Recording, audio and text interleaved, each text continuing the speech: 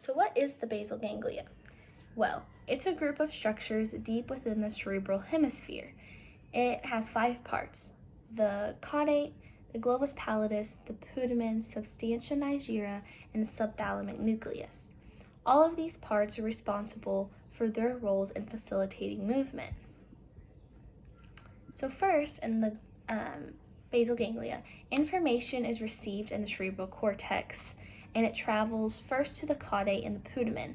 These 2 structures are known as the main input nuclei of the basal ganglia, so they receive the information. There's also the main output nuclei of the basal ganglia, and that's the globus pallidus and the substantia nigra. They send that information out.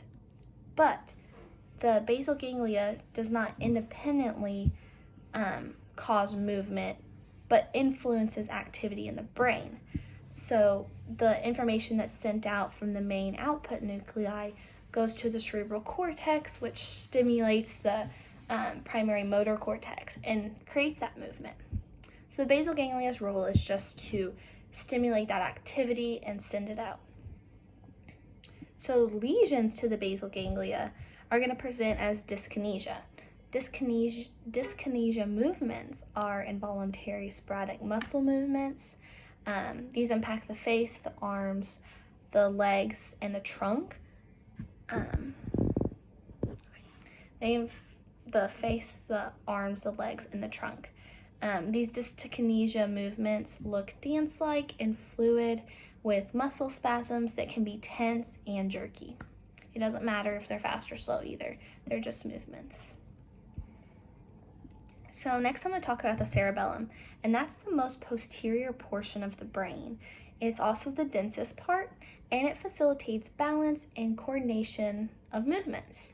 The cerebellum also has an impact on cognitive functions, such as creating decisions.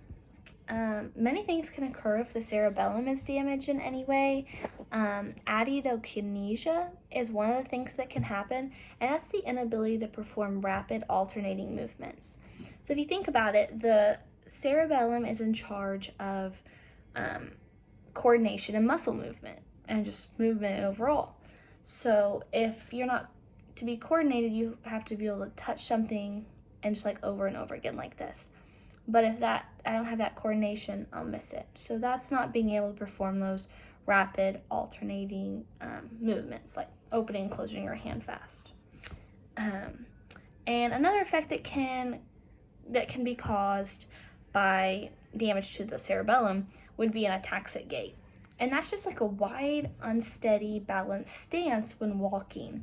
So if you're not having that coordination, then you're not going to be able to step one foot in front of the other and walk basic. It's going to be a lot of relying on balance that you don't really have because there's damage to the part of your brain that controls balance. And there's a few other things that are caused by the cerebellum. One of them being the inability to judge distance and a loss of proprioception. Proprioception is just knowing how close or far you are from something and like where your body is at in space. Like not having to look, but knowing that if I reach my hand out, I'm going to touch my computer. Just knowing those kinds of things are going to be mistaken if the cerebellum is damaged.